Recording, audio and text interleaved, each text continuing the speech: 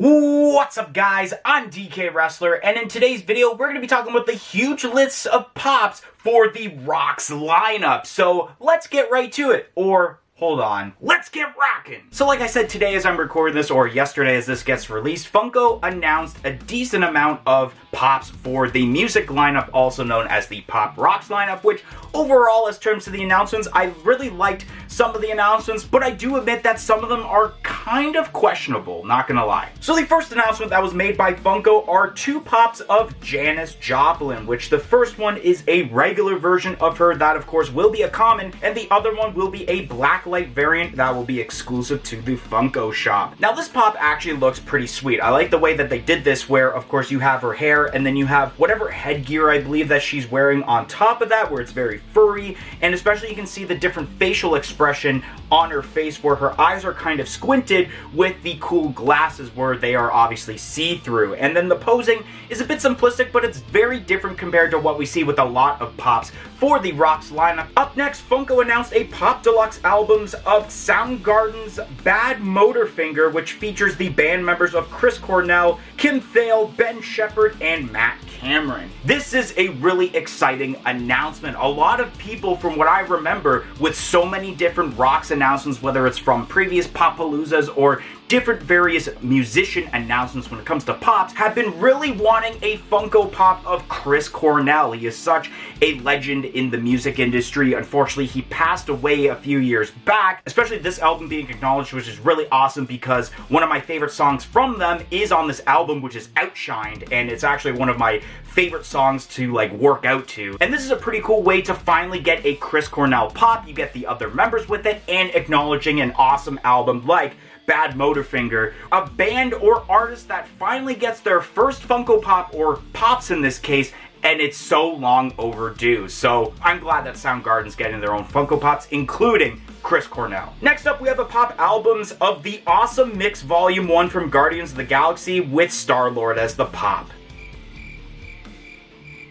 What the f is this? Okay, I understand two reasons why they would do this. The first one obviously is because in a few weeks' time will be the release of Guardians of the Galaxy Volume 3 in theaters, and Funko as of late have been really producing pops from the first two films so that it helps promote that third film. Whether we got that WonderCon exclusive Groot, even though we kind of already had that version in the past, and then the abundance of Volume 3 pops and sodas we'd gotten during Funko Fair, there have been a lot of different Guardians of the Galaxy stuff being pumped up because of this upcoming movie, and this is just another one to add to that feel, I guess, of hype. And I guess they made it because technically it is an album in a way, because the Awesome Mixtape, and I believe it was a soundtrack that they released when this movie came out, but I don't think in any way, shape, or form did this deserve to be a part of the album's lineup. Especially, it does show it is number 53 in the pop albums lineup, and the fact that this got an album before certain artists either don't have an albums but do have a pop, or just don't have pops overall and deserve to at least have an album. Just don't understand why Funko goes down this route and does this. They did this with the South Park boy band deluxe albums, which we know what the band name is, but of course it's too inappropriate to mention it. So I feel maybe certain people are going to get this, but I do kind of see this being a bit of a shelf sitter at a lot of places. Next up, we have ourselves Papa Emeritus the 4th from Ghost. This doesn't look too bad. I really like the detail involved with this. It's giving me some Sting vibes, and I'm not talking about the musician Sting from The Police. I'm talking about the professional wrestler Sting. It kind of gives that look, especially with this attire.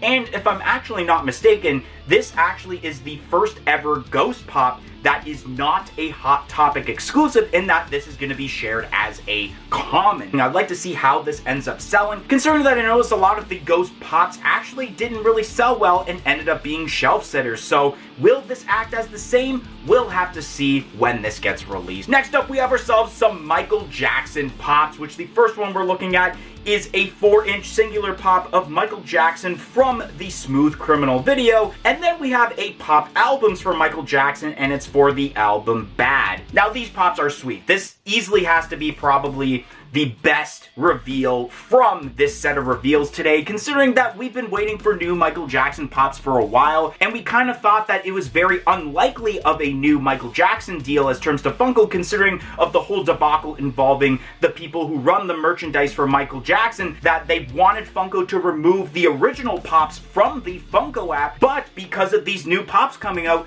will we see those original Michael Jackson pops actually be added back on to the Funko app? And let's start off with this Smooth Criminal Michael Jackson pop. This thing is awesome. It's exactly how this had to be. If it was just Michael Jackson in that white suit and he's just like standing still and not doing the famous bend pose, then I don't think it would have reached its full potential of being an amazing pop. And this is awesome. He's doing the bend and there's even a base below so that the pop does not fall over if you are an out-of-box collector. And then talking about the bad pop albums, this is not too bad. I mean, Michael Jackson's Bad is a pretty decent album. I think this is actually the album that came out after Thriller, if I'm not mistaken, which in my opinion, I don't know why Thriller hasn't been made. Supposedly it's been in the works for a little bit that Thriller would be made as a pop album, unless they're releasing it later on. Next up, we have ourselves George Clinton. And this pop is pretty decent. I don't know too much about George Clinton. I know he has like the We Want the Funk song, I believe,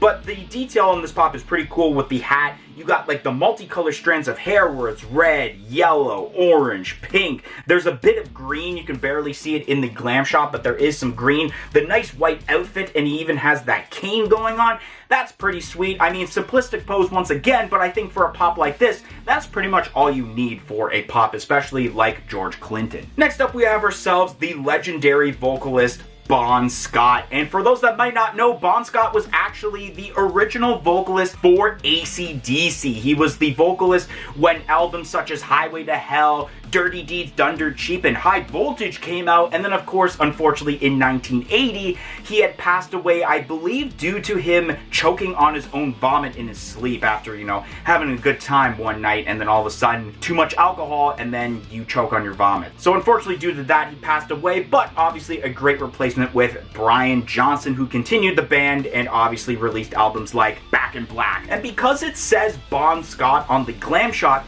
does that mean that Bon Scott is just getting his own pop by himself, or is it actually going to be a part of the AC/DC lineup, considering that after all, he was the first vocalist of the legendary AC/DC band? So we'll have to see. Maybe on the Funko app already they've updated it, if they've even fixed the app yet, if it says Bon Scott on the box or it says AC/DC. Next up, we have a pop of Usher. This one I'm a little excited about because even it says in the description, it is from the Yeah music video. I mean, if you know Usher, you know that song, Yeah, Yeah, Yeah. When I think of Usher, I think of that song, considering that as a kid, especially if you're from Canada, you might remember the Much Music video Countdown, and I remember this song appearing once and kind of enjoying the video, even though I can't exactly remember what happened in the video. I remember Usher's Yeah being one of them, and that's how I was basically introduced to Usher. So I've noticed in the comments that a lot of people are really excited about this pop compared to the albums that was announced at Popapalooza last year, and that this looks more like Usher than the pop albums one did. Next up, we have a Pop Deluxe albums of U2's pop, which features pops of Bono, The Edge,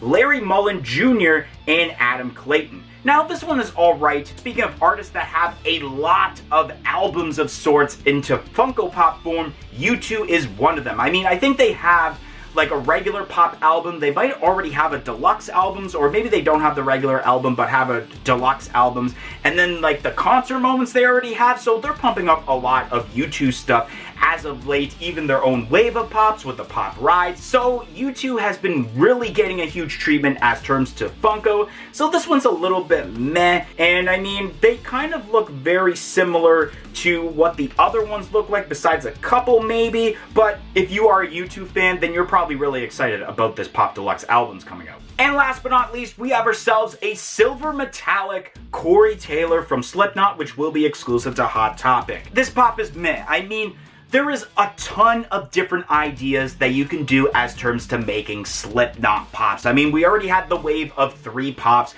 and so far that was great. With this announcement, instead of having a silver metallic pop, you could have easily scrapped that pop, make possibly a pop albums, because I know there's definitely a couple albums that could be immortalized into pop albums, or make more band members that haven't been made, because there are like 9 different members of Slipknot. And even if you're gonna make another Corey Taylor, he's had so many different masks that he's worn over the years as a part of Slipknot. So I think there definitely is a huge missed opportunity as terms to the Slipknot lineup, that they could have made different members or even different versions of Corey Taylor instead of, yes, they made a different Corey Taylor, but not a silver metallic one that's probably going to sit on shelves at Hot Topic. Anyways, guys, that's gonna be the end of today's video. If you enjoyed today's video on the music pops that got announced today, make sure you like, comment, and subscribe, and I hope to see you guys in the next video. 1, 2, 3, I'm out of here.